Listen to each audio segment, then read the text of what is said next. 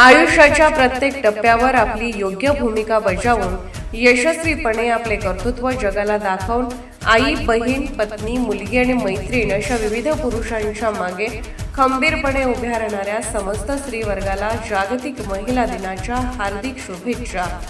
शुभेच्छुक अध्यक्ष, सचिव, खजिनदार, कार्याध्यक्ष, सर्व सहसचिव, सहसेक्रेटरी, सर्व सदस्य, कोल्हापूर जिल्हा आशा व गटप्रवर्तक युनियन सीटू संलग्न.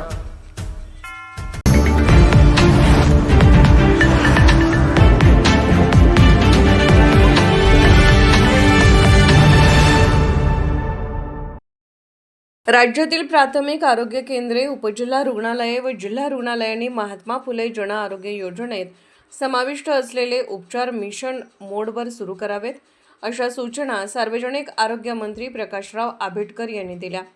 मुंबईतील सुरुची शासकीय निवासस्थानात महात्मा फुले जन आरोग्य योजनेचे अधिकारी व आरोग्य विभागातील वरिष्ठ अधिकाऱ्यांची बैठक आयोजित केली होती. यावेळी आरोग्यमंत्री म्हणाले, सरकारी दवाखान्याच्या माध्यमातून जन आरोग्य योजना राबवल्या गेल्या पाहिजेत, त्यामुळे शासनाचे पैसे सरकारी रुग्णालयाला मिळतील.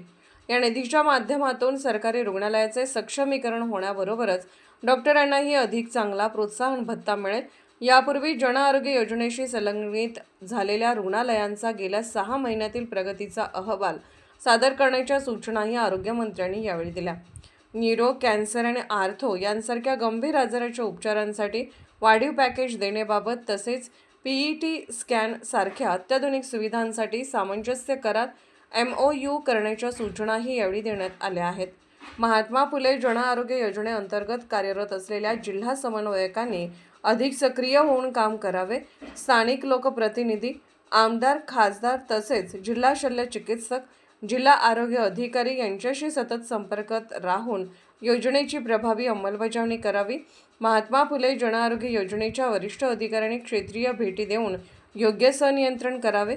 रुग्णालयांना मिळणाऱ्या कॉपर्स फंडचा विनियोग रुग्णालयातील पायाभूत सुविधा सुधारण्यासाठी, औषध खरेदीसाठी आणि डॉक्टरांच्या प्रशिक्षणासाठी खर्च करावा. त्यासाठी एक समिती स्थापन करून SOP तयार करण्याच्या सूचना देण्यात आल्या. शासकीय रुग्णालयांनी स्वतःच्या पायावर उभे राहून दर्जेदार आरोग्य सेवा देणे अपेक्षित असल्याचे आरोग्यमंत्र्यांनी यावेळी सांगितले. महात्मा फुले जन आरोग्य योजनेची व्यापक प्रसिद्धी करावी.